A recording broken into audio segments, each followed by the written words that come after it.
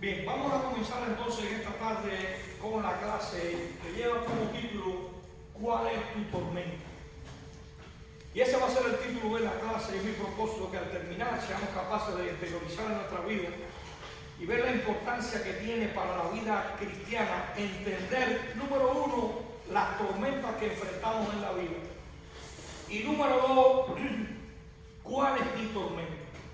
Quiero que pensemos en esta clase de una manera personal, aplicativa, y creo que esto es muy importante, que cuando uno esté leyendo la palabra de Dios siempre esté mirando en qué medida Dios me habla a mí a través de esta porción escritural.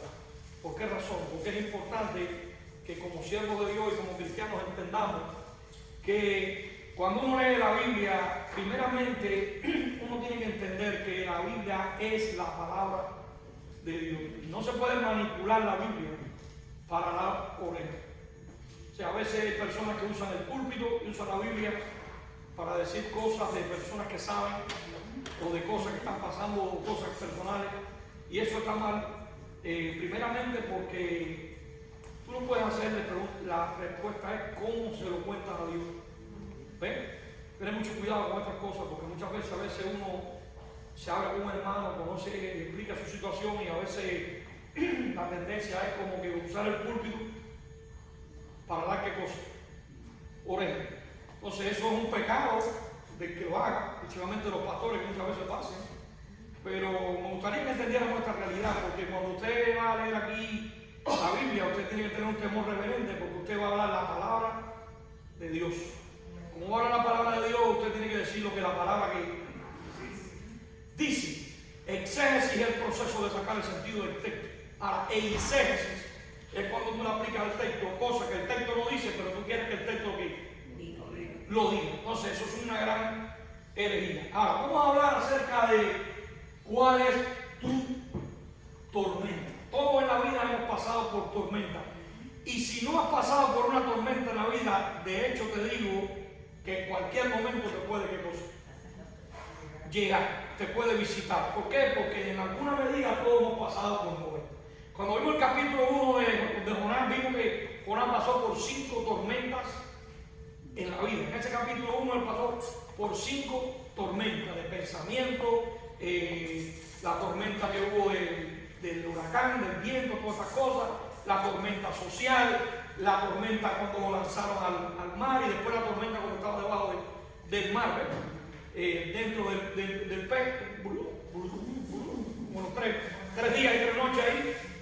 Se puede pensar que estaba en cosa. Es una gran tormenta. Ahora, yo quiero hablar en esta tarde de Mateo capítulo 14, versículo 22 al 33, porque hay un detalle muy curioso.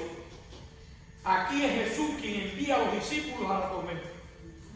Y es bueno que meditemos esta relación, porque a manera de una pequeña introducción, vamos a hablar un poco de la teología que se rompe en la tormenta. Hay una teología que cuando nosotros estamos estudiando este pasaje van a ver que se rompe en la tormenta. Y para que entendamos esto, lo vamos a ver en el desarrollo de la vida, de todo el estudio general de la clase, porque hay momentos en la vida donde todo se vuelve ruido. ¿Qué estoy diciendo? El viento sopla con fuerza, las olas golpean sin misericordia, el alma y el silencio comienza a cansarse, metafóricamente hablando. No siempre es una tragedia visible. A veces la tormenta es interna, algo que estoy luchando dentro de mi corazón, un secreto oculto, un pecado, un problema, una ansiedad que no se apaga, una culpa que no se va, una oración que parece que por mucho que oro no pasa del techo.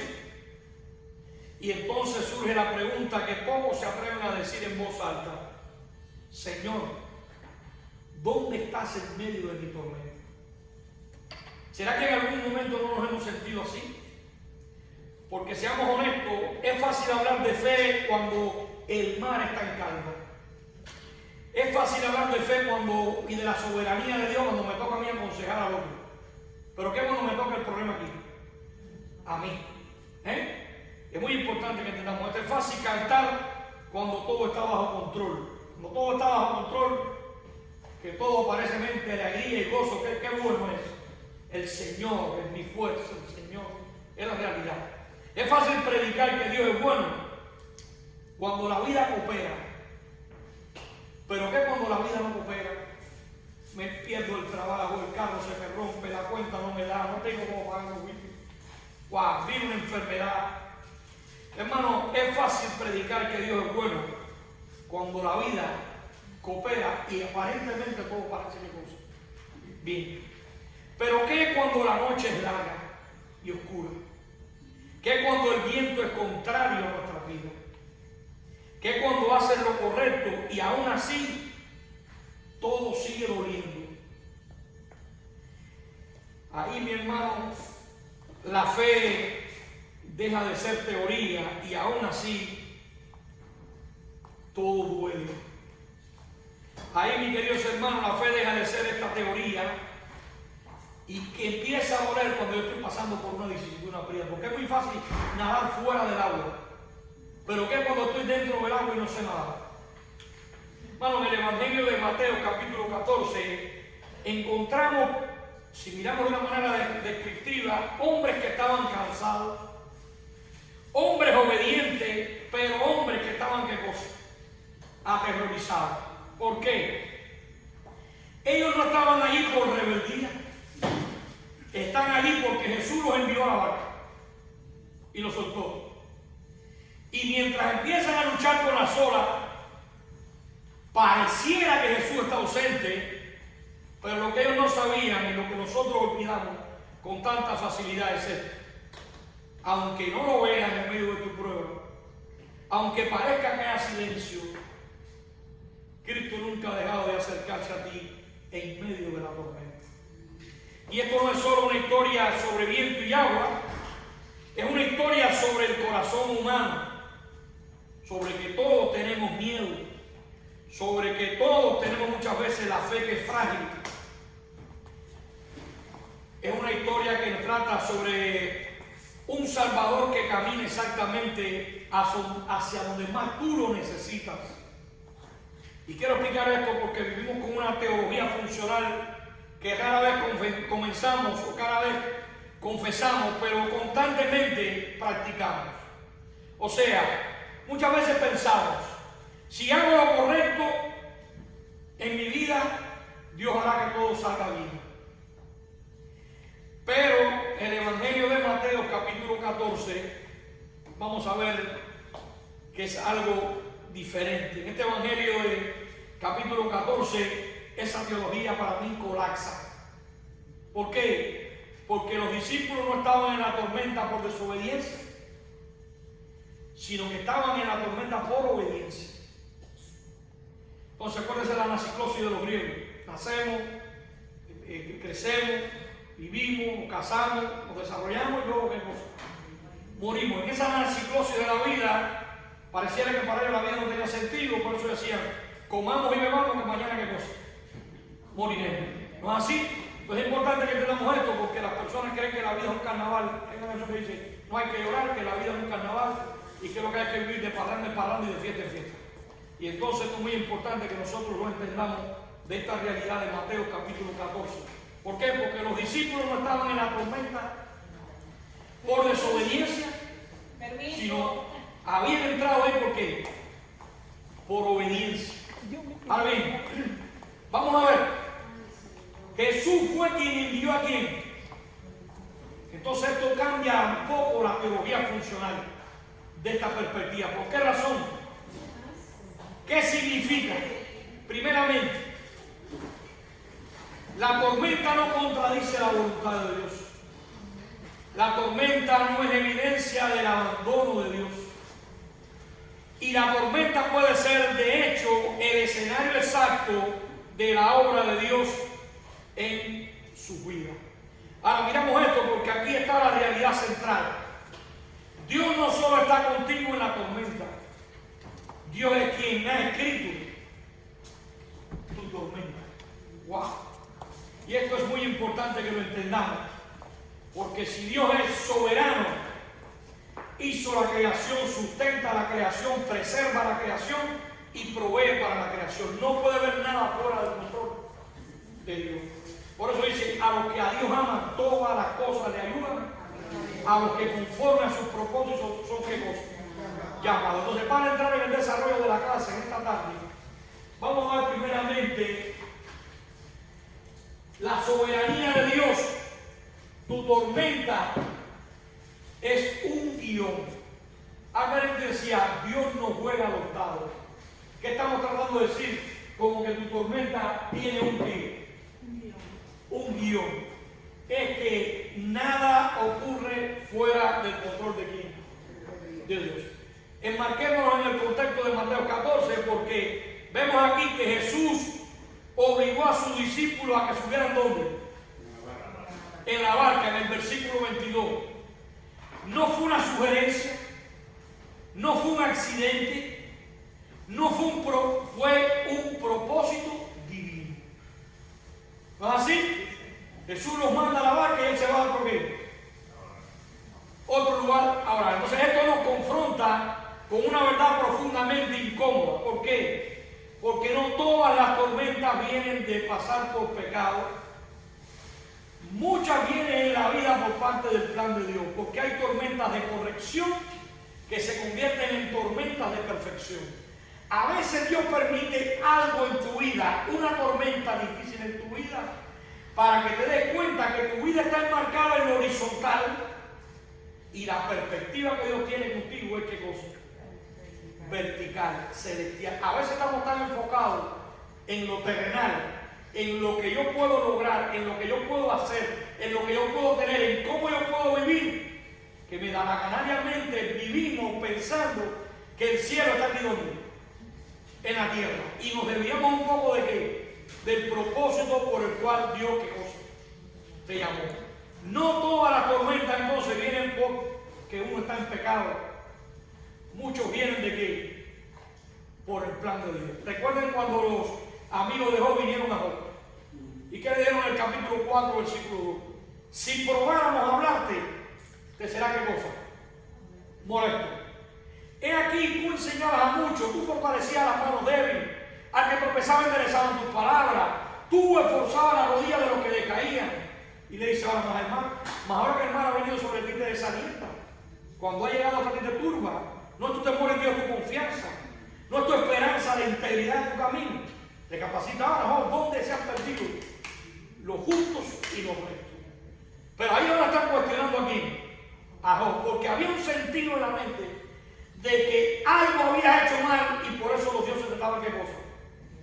Recuerden el neopaganismo de los griegos, que nosotros muchas veces, los griegos pensaban así.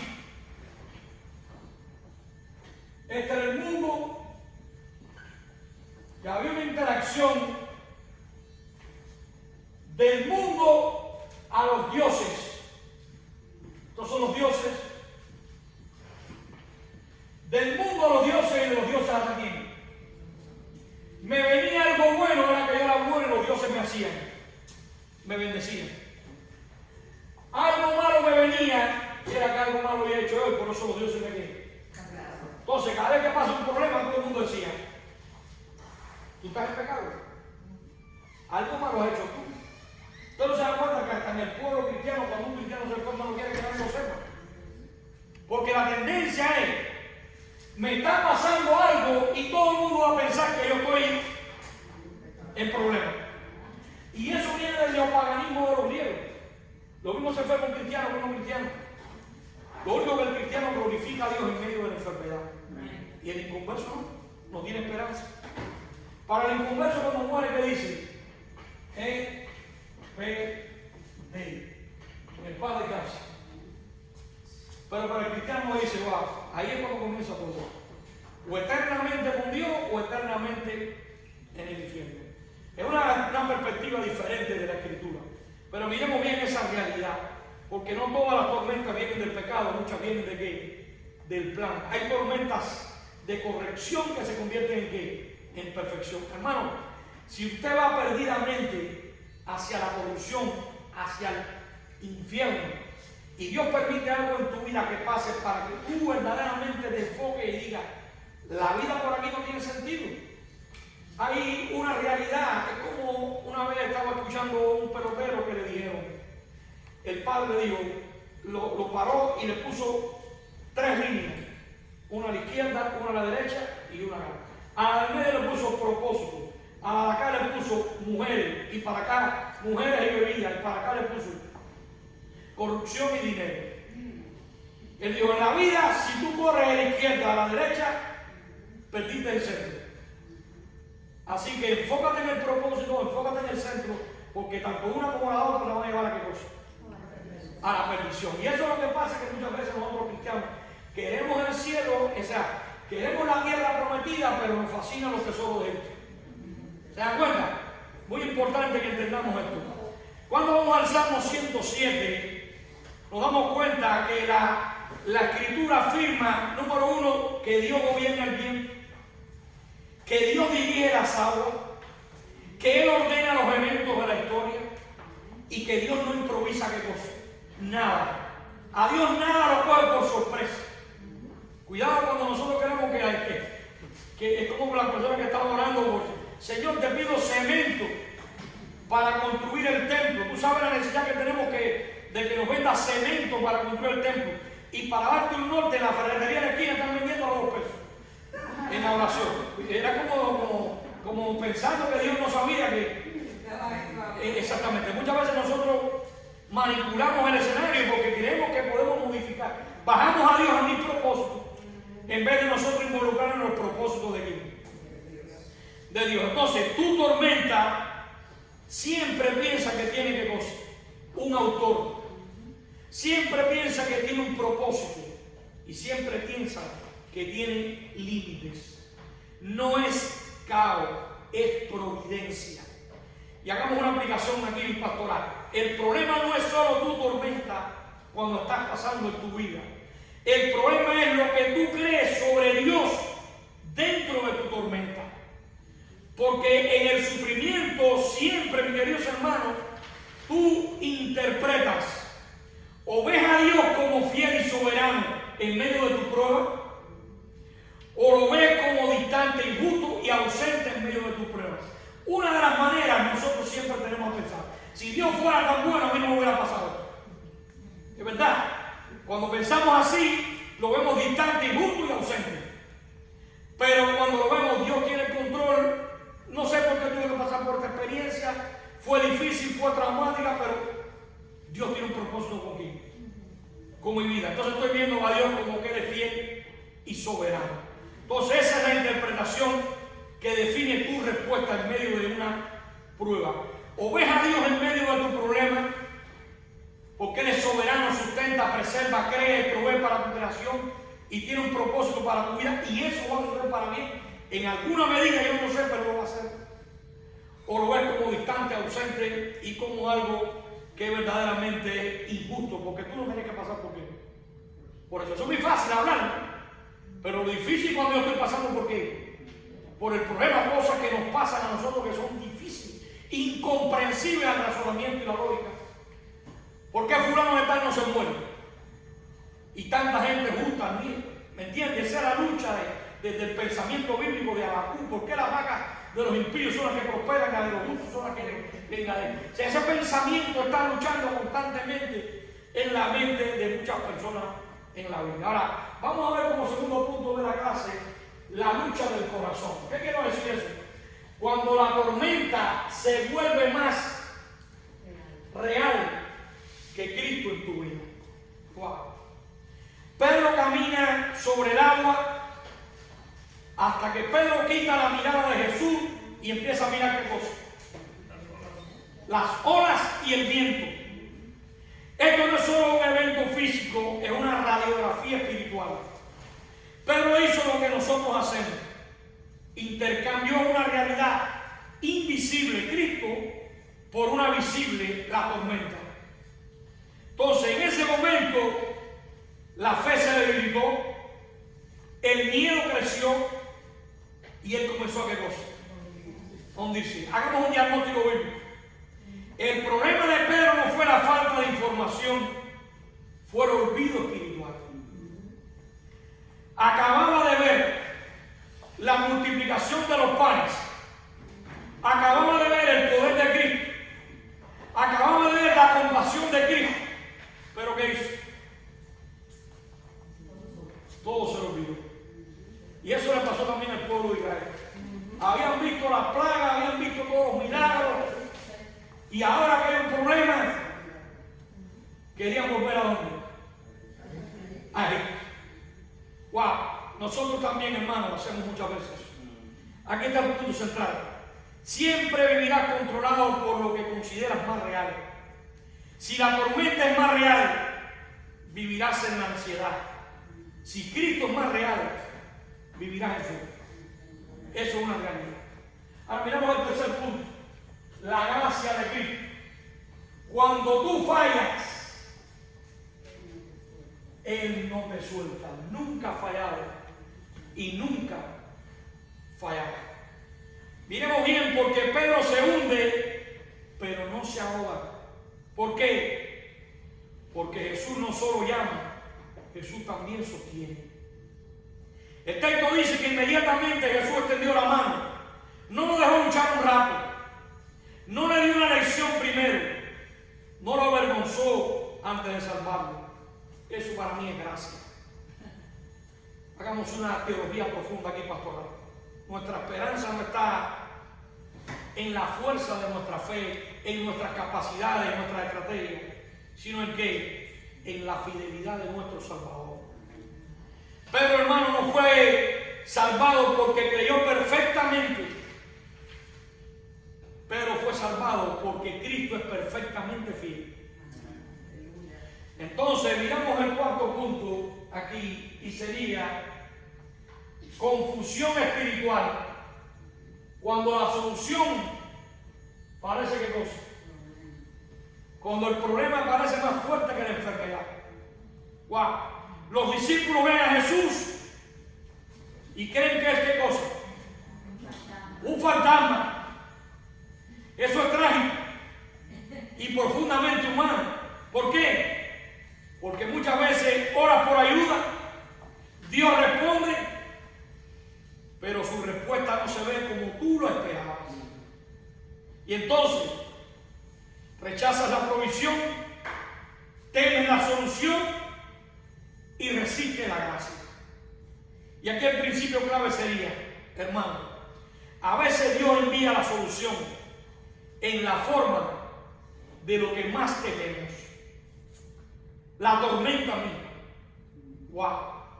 ¿Quién prefería la tormenta? Ellos eran pescadores. Ellos estaban acostumbrados a habitar y a vivir dentro de las tormentas. Ellos son Jacob y el papá, que no tienen miedo a los oleajes, a las tormentas en la bomba de la esposa. Ahí no me monto yo ni para nada.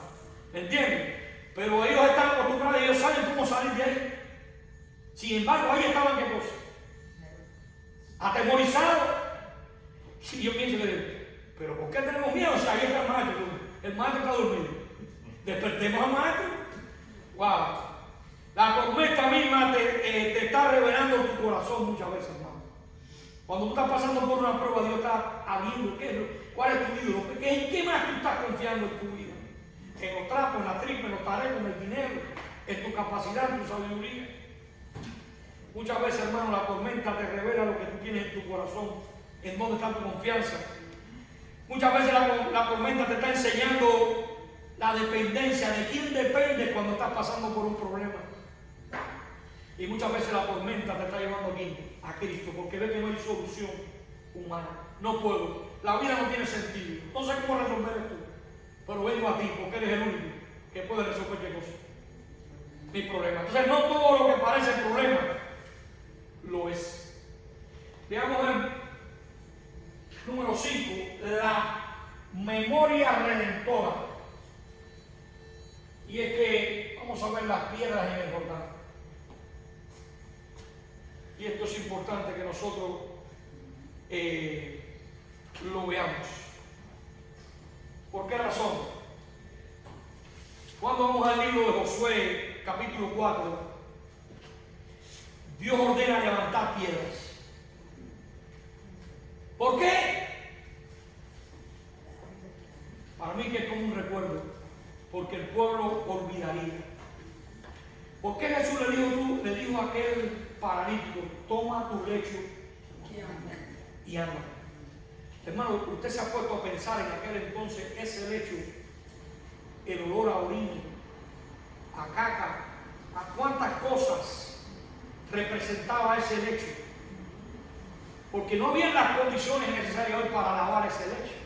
Usted se imagina la putrefacción, los virus, los parásitos, todo lo que representaba que aquel hombre por años había estado ahí hediendo en una camilla, no como la de agua, en ese lecho. ¿Y por qué Jesús le tiene que decir ahora, toma tu lecho y sígame?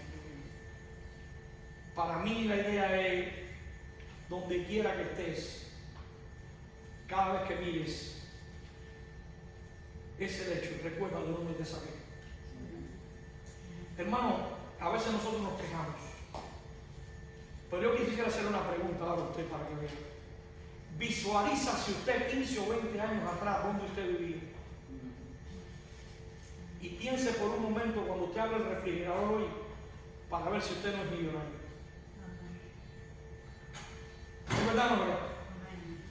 Me pongo a pensar el tiempo que yo viví en Cuba y que estuve en Oriente pastoreando por 11 años. Y a veces yo abría el refrigerador y yo decía, espíritu de miseria, sal fuera, en el nombre de Jesús, riendo, ¿no? Y nos reíamos porque lo único que había era agua. A veces uno se pone a mirar ahora y uno dice, wow, es tremendo, hermano. Miremos bien, porque nosotros mucha tendencia es olvidarnos de quiénes éramos, dónde vivíamos. Del pasado muchas veces nos olvidamos. Y esto es importante que él le deja ahora, le dice, pongan una piedra porque el pueblo olvidaría también los milagros. Tú también muchas veces olvidas. La memoria espiritual es esencial para la fe presente. Hagamos esto una aplicación. Debemos construir memoriales de gracia, recuerdos de fidelidad, lo que Dios hizo conmigo, cuando me convertí, cuando me sanó, cuando me rescató de las tinieblas de este mundo, quién yo era, quién soy. Cuando veo la intervención divina muchas veces en mi vida, cuando uno oye los testimonios de lo que Dios ha hecho con su vida, ¿y por qué eso se nos olvida? ¡Wow! En la próxima tormenta no necesitarás nueva información. Necesitarás recordar quién es Dios y lo que Dios hizo con tu vida. Ahora miramos aquí el propósito final. ¿Para qué? Para que nos convirtamos en adoradores en medio de la tormenta. Hermano, cuando Jesús calma el viento, los discípulos responden, verdaderamente, este es hijo de Dios.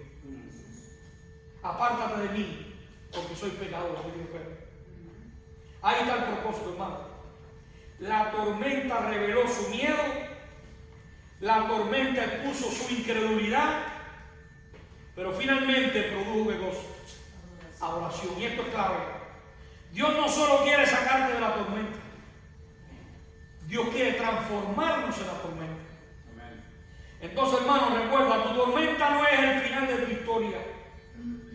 Tu tormenta no es aleatoria, no es inútil y no es eterna. Después de la tormenta viene qué cosa. Es una herramienta en las manos de un Dios soberano, sabio y bueno. Así que hoy, la pregunta no es solo ¿cuál es tu tormenta? La pregunta es ¿dónde están puestos tus ojos en medio de la tormenta? ¿O qué estás creyendo sobre Dios en medio de la tormenta? ¿O qué es más real para ti? ¿Cristo o las olas? Concluyo en esta tarde. El Dios que gobierna la tormenta y abraza el corazón, al final está presente en el pasado, en el presente y en el futuro. Esta historia en el Evangelio de Mateo 14, hermano, no se trata principalmente del viento y de las olas, ni siquiera de Pedro caminando sobre las aguas. Y que Dios, hermano, Esta historia se trata de Cristo. Estaba sentado ahí. ¿Y qué dijeron? Despertemos al maestro, al capitán del barco. ¡Wow! Hermano, el Cristo que envía a sus discípulos a la tormenta, ahora ora por ellos mientras luchan. Camina sobre aquellos que los amenazan y extiende su mano cuando comienzan a hundirse. Y para mí esa es la teoría que sostiene el alma. En otras palabras, tu vida no está gobernada por el caos, está gobernada ¿por quién? Por Cristo. Y eso cambia todo el paradigma. Porque, ¿qué significa eso? Que tu dolor no es inútil, que tu confusión no es definitiva, que tu debilidad no es el final de tu historia. Significa que incluso cuando no entiendes, Dios sigue siendo digno de confianza. Pero aquí es donde esto se vuelve profundamente personal. Porque la mayor tormenta no es la que enfrentamos afuera, es la que se vive dentro de sí. El temor que te paraliza, la incredulidad que te divide, el miedo a lo inédito, el corazón que duda del carácter de Dios. Y esa tormenta es la que Cristo vino a calmar en la cruz. Allí Él no solo caminó sobre el agua, allí Él absorbió el juicio, cargó con el pecado, cargó con la culpa y abrió un camino de reconciliación para pecadores como tú y como yo.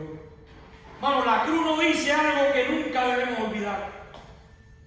Fijémonos bien, la cruz nos dice algo que nunca tú y yo debemos olvidar. Y es que el mismo Dios que no escatimó a su propio Hijo, no te abandonará nunca en la tormenta. Así que hoy, si estás atribulado, si estás cansado, si estás luchando, si sientes que te estás hundiendo lentamente, si estás desesperado, si estás que no puedes dormir, si estás que no puedes conciliar el sueño, escucha la voz de Cristo atravesando tu noche de tormenta, que te dice: ten ánimo, yo soy, no temas.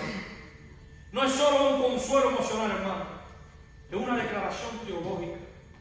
Yo soy, estoy en tu barca. El mismo yo soy que habló en el libro de Éxodo es el Dios eterno, soberano e inmutable que está contigo y conmigo. Y si Él está contigo y conmigo, el viento podrá soplar, las olas podrán levantarse, pero tu alma estará, ¿qué cosa? Segura en sus manos. Así que, mis queridos hermanos, quiero hacer un llamado final y que pensemos que tú y yo no necesitamos entender la tormenta, necesitamos conocer a nuestro Salvador. Tú y yo no necesitamos controlar el viento, necesitamos confiar en aquel que gobierna el viento. Y aunque tu fe hoy sea débil, aunque tus ojos se llenen de lágrimas, si clamas como Pedro: Señor, sálvame, descansa en esto. Su mano es más fuerte que tu miedo, su gracia es más grande que tu duda, su fidelidad es más firme que cualquier tormenta. Quizás hoy estés cansado, en pruebas, en tribulaciones, confundido, herido, luchando con dudas. Escucha esto, mi querido hermano. El mismo Cristo que caminó sobre el agua, camina hoy hacia ti. No huyas, no te escondas, no endurezcas tu corazón. Corre a Él, aunque tú seas débil. Aunque te estés hundiendo, si clamas como Pedro: Señor, sálvame, Él extenderá, ¿qué cosa? Su mano. Porque tu esperanza no está en lo que tú crees que te sostiene, sino en el sustentador, que es Dios. Así que tu esperanza está en el que nunca te soltará. Así que cuando pasemos por tormentas en la vida, siempre pensemos: Él nos da paz en medio de la tormenta. El Señor estaba ahí. ¿Qué dijeron ellos? Cuando ya no pudieron más, ellos hicieron todo lo posible como pescadores con su experiencia y llegaron a una conclusión. ¿Pero qué estamos haciendo? Despertemos al maestro. Y el maestro fue despierto y él calmó de gozo. Vengamos a él cuando estemos trabajados y cargados y él nos hará que cosa. Porque él es el único que puede ofrecer paz en medio de la tormenta. Vamos a orar.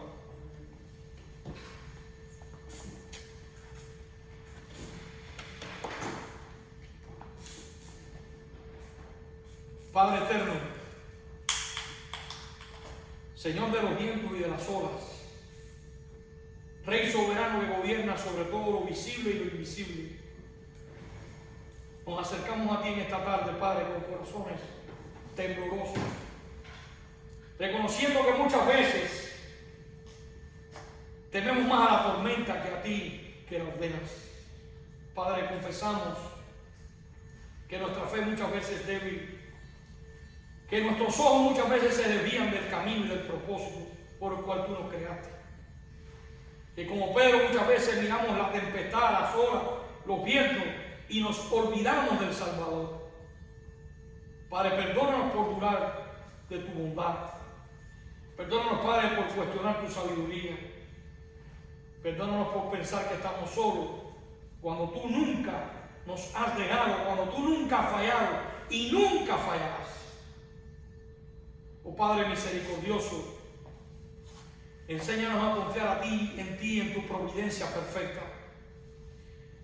Enséñanos a descansar en ti, en tu voluntad soberana.